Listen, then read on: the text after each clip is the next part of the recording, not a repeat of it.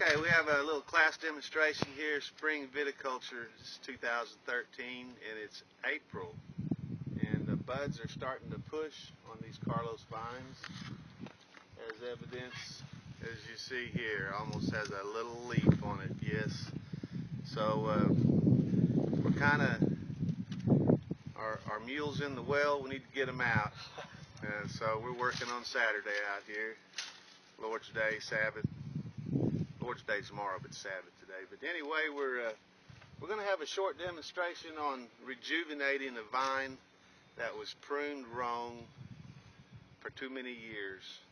And this is how I, Thomas Post, would rejuvenate it.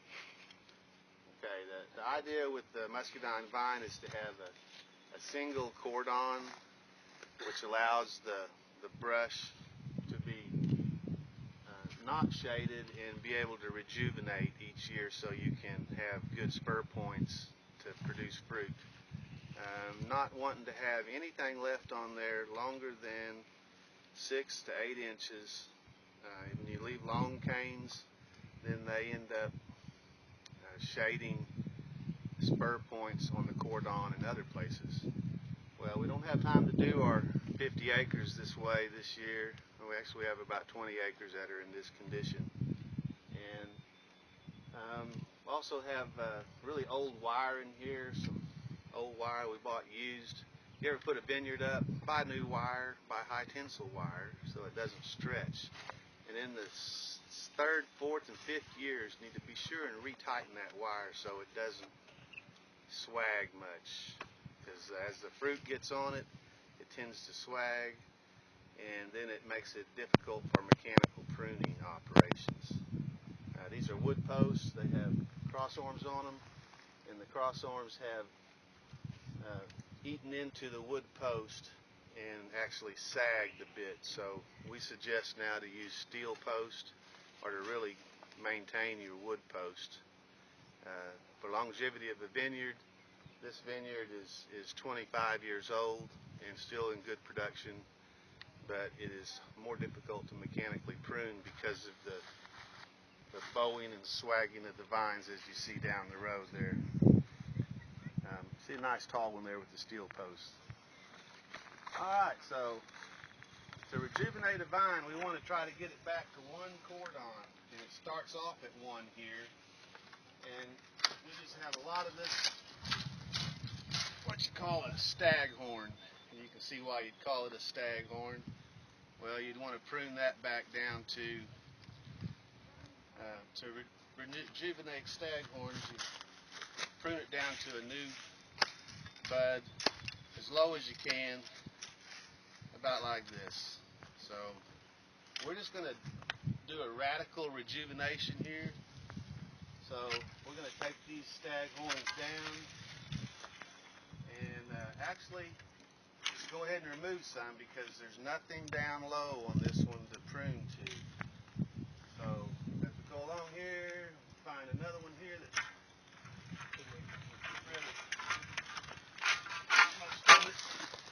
there's long ones that were left last year.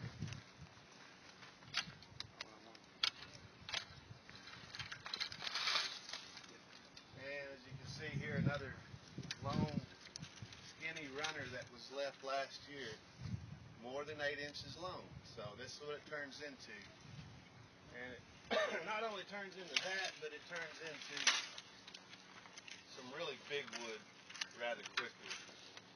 So radical rejuvenation on this, instead of pruning it right at the trunk, I'm going to prune it with a short stub out here. And this stub will probably produce some bud primordia to rejuvenate with. And see, we're actually able to leave a little bit on here. We'll make a small crop. And this piece is alive, but it's damaged, so let's just go ahead and remove it. This one has nothing on it for a foot, so we'll remove it. And so now it's looking rather naked. But next year, this will produce some buds this year, and we'll be able to prune to a nice level. And what this is also doing is removing a lot of weight. Now we're getting into the area where 2 cordons were left. 2 and 3. And so now we're going to pick whichever one looks like it might be the best and has a little bit of wood on it. It looks like it's going to be the one on top here. So we're going to remove this lower one and then just start working them out. I also have another one hooked in here.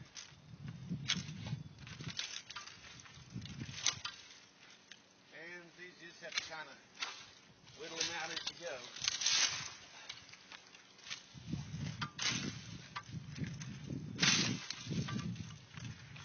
And we end up with an almost naked cordon.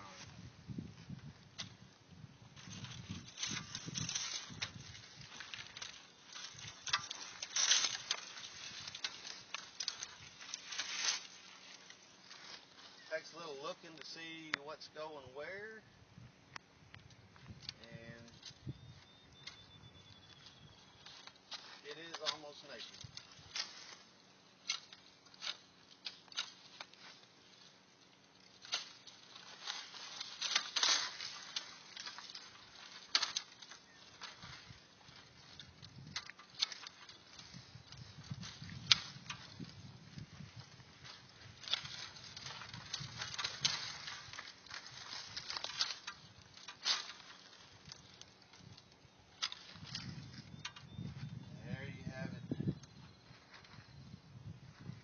Pretty well naked.